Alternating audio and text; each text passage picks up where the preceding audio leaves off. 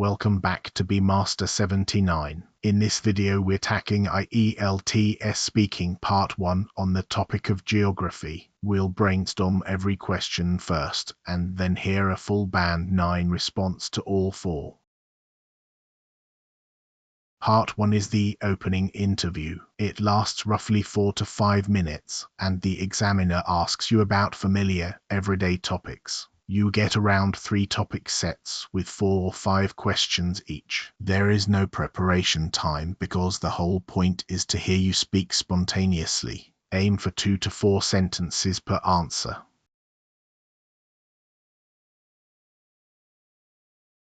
Here is our topic card.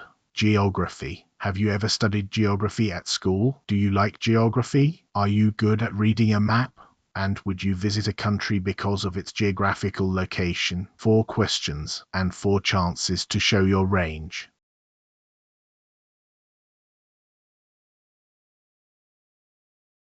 You are marked on 4 criteria, each worth 25%. Fluency and coherence, lexical resource, grammatical range and accuracy, and pronunciation. Notice that none of them reward clever ideas. In part 1, the examiner is listening to how you speak, not to what you believe.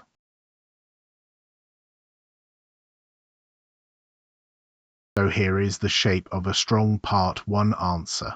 Answer the question directly, then extend it with a reason, a detail, or a quick example. 2 to 4 sentences is the sweet spot. A one-word answer starves the examiner of language. A 90-second speech breaks the conversation. And natural fillers, like I'd say or actually, are absolutely fine. They sound human.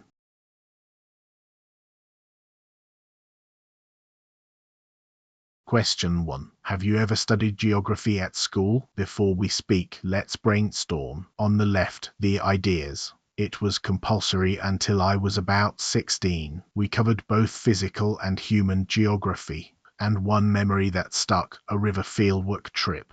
On the right, the language I'll reach for, a compulsory subject, the usual mix of, that sort of thing, and it stuck with me.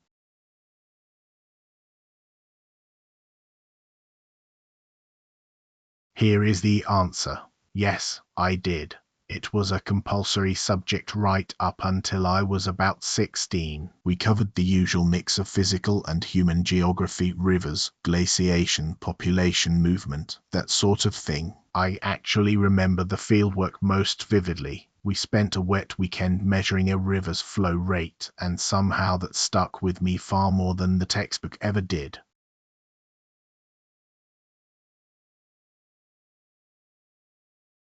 Question 2. Do you like geography? Whatever you do, don't just say yes. The ideas. Yes, but my interest has shifted. The map work felt dry at school. Now I love the human side. And it quietly explains the news. The language. My interest has shifted. A bit dry. Genuinely fascinated by. And it's grown on me.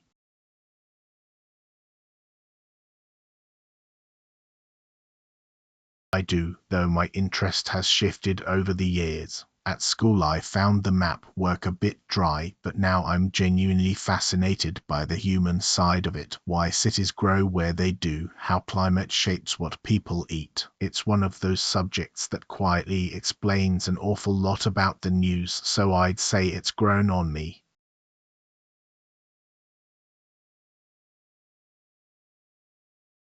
Question 3. Are you good at reading a map?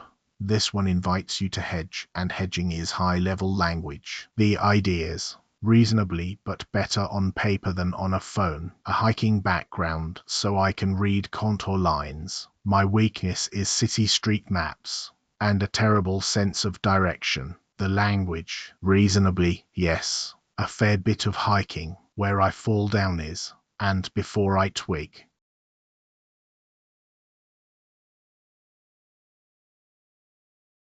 Reasonably, yes, though I'd say I'm better with a paper map than with a phone. I grew up doing a fair bit of hiking, so I can pick out contour lines and work out roughly how steep a climb is going to be. Where I fall down is street maps in unfamiliar cities. I've got a terrible sense of direction, so I usually walk the wrong way for 5 minutes before I twig.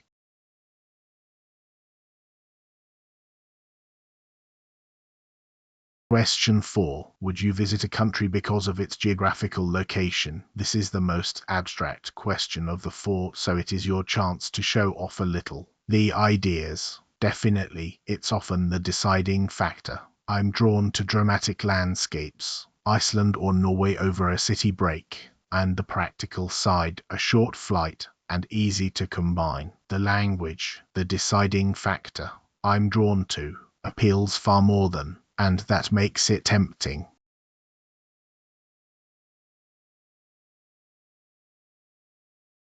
Definitely. In fact, that's often the deciding factor for me. I'm drawn to places with dramatic landscapes, so somewhere like Iceland or Norway appeals far more than a city break does. And location matters practically too. If a country is a short flight away and easy to combine with a neighboring one, that makes the whole trip much more tempting.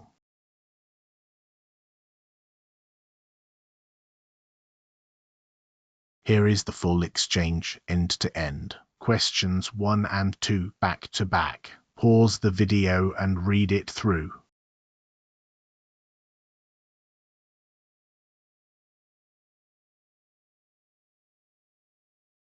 And questions 3 and 4. Notice how every answer does the same two things. It answers directly, and then it earns its keep with a detail. Nothing here is rare or showy. It is ordinary language, used precisely.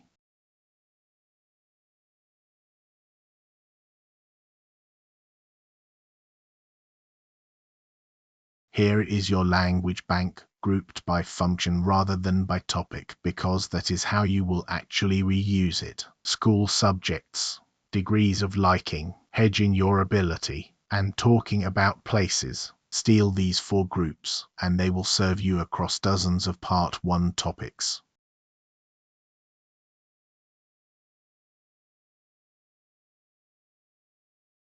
So why Band 9? Fluency and coherence. The answers run on without effort or self-correction. Lexical resource, natural collocation and idiom used precisely. Grammar, a full range, with errors that are extremely rare. Pronunciation, effortless to follow throughout.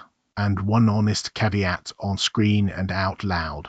This Band 9 label reflects an internal quality check against the public ielts band descriptors. It is not a certified examiner score.